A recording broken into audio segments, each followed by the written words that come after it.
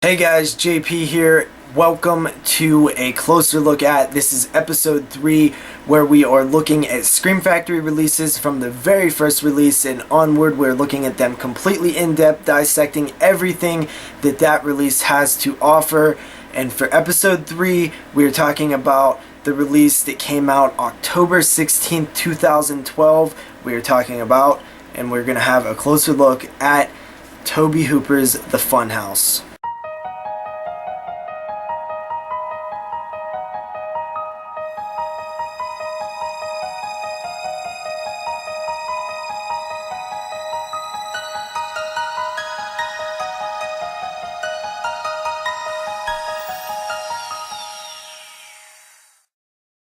Presentation is, what does it contain, how is it packaged, and overall just how is it presented to us. So right away, it is kind of the more basic of the collector's editions. We have the standard slipcover, and then we have the single disc edition with reversible cover art. So no DVD Blu-ray combo pack, it's simply just the Blu-ray one disc.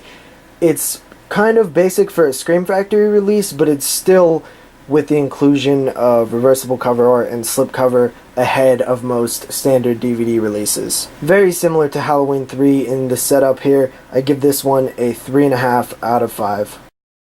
The new artwork, created specifically for the collector's edition, it's pretty simple. We have our 4 lead characters, the Frankenstein's monster, and of course our lead villain. They're kind of in front of a Funhouse looking ride with blood flowing out of the mouth and, the Funhouse logo up above.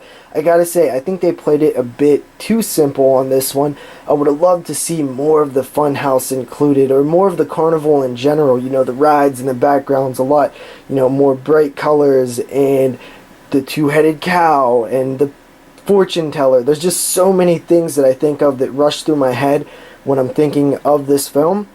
And they just didn't really incorporate any of it on the cover. They just got the main stuff, but I think there was a lot more room to kind of go after it on this one. And even though I feel like they could have done a bit more, the simple stuff still does work, and it does look pretty good. The original theatrical artwork is more of that realistic look, the Jack-in-the-Box clown coming out with the axe. I've never been a huge fan of this artwork, but it is pretty nice, and the Funhouse logo and the colors really kind of give it that Funhouse look. And finally is the disc art. One of my complaints with the releases of Halloween 2 and 3 by Scream Factory was they didn't switch up the disc art. They did for the Funhouse, and it is probably my favorite piece of promotional art that I've seen for the Funhouse. I really think it's creepy and gross and fits very well, and it looks great on the disc. For artwork, I give the Funhouse a 3.5 out of 5. Special features. First up, we have an audio commentary by director Tobe Hooper, moderated by filmmaker Tim Sullivan. Now this commentary, to me, it never really lived up to what I wanted it to be. It felt like a lot of times Tim Sullivan would say something to Tobe Hooper, and Tobe Hooper just didn't elaborate on much. I mean, he did to a certain point, but the things that I was interested in would usually just get talked about briefly, and then they'd move on. Like, Tobe Hooper mentions he got bit by a brown recluse spider or whatever, and I wanted to hear that story, but they just mention it and go on to the next topic. And it seemed like that was happening more and more throughout the commentary, and it was kind of bugging me a bit, because the things that I wanted to hear talked about really weren't talked about that much. Sure, there was some good insight into the film and how it was made and stuff, which I really did enjoy, but for the most part, it felt like they just kept shying away from the things that I wanted Tobe Hooper to elaborate on. The Barker Speaks, an interview with actor Kevin Conway. This was pretty interesting. He talks about how he got the role and how he wanted to play all 3 characters at the carnival.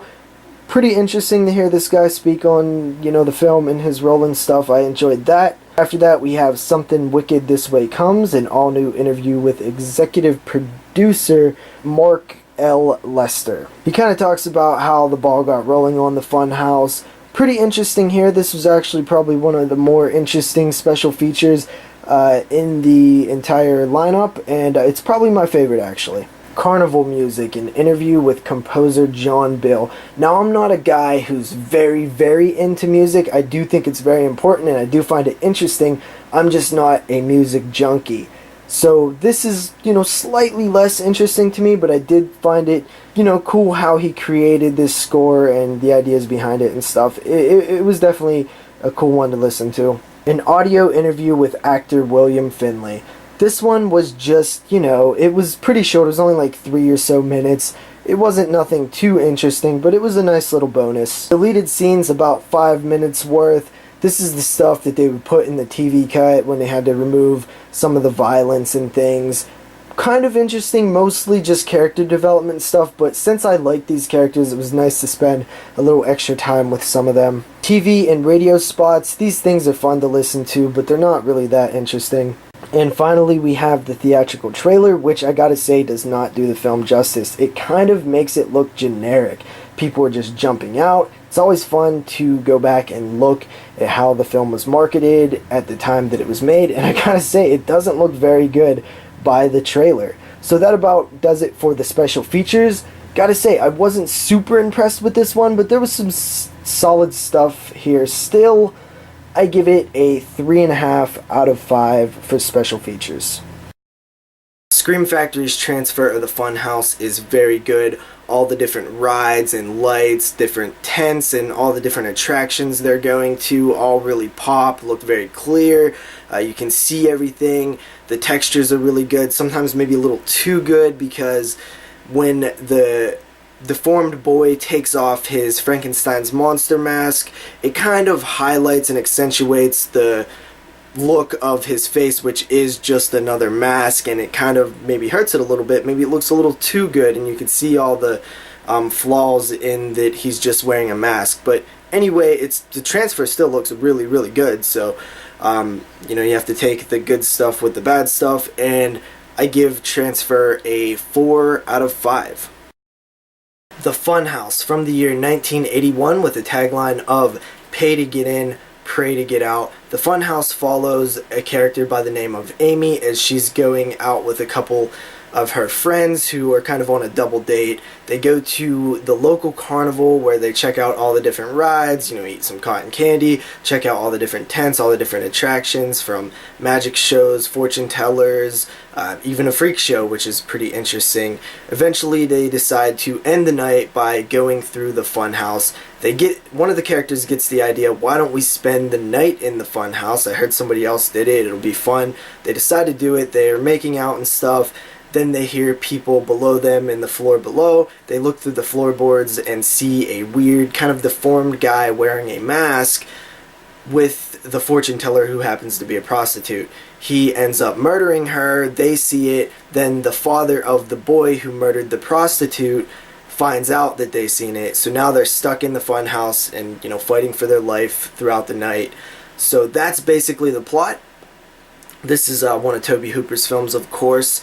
And I gotta say, I actually really, really enjoyed this one. For some reason, these characters shouldn't be likable, but they actually are very likable, especially the lead final girl. I really enjoyed her performance. She comes off very likable. I love the Funhouse setting. I almost wish they would have decked out the Funhouse a little more, but the carnival setting is really where it's at. I love the opening of the film. You feel like you're going with these characters through all these different experiences. Like I said, the magician and the freak show, which they do have real freak anomaly cows with 2 heads and stuff. It's very creepy stuff.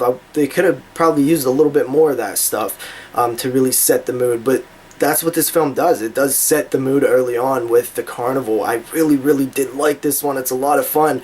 Way better than I was expecting. Now, the problem is the main kind of deformed boy. It all kind of feels like a Texas Chainsaw film, which is normal for coming from Tobe Hooper, but just some of the effects were a bit lacking. You had the boy, when he takes off his mask, his deformed face actually looks like another mask. It is another mask, but it shouldn't look like another mask. You shouldn't be able to see the fact that it is another mask. It should look like it is his actual face. But there are some cool kills, one involving one of the carts that are going through the funhouse and an axe. I really enjoyed that one.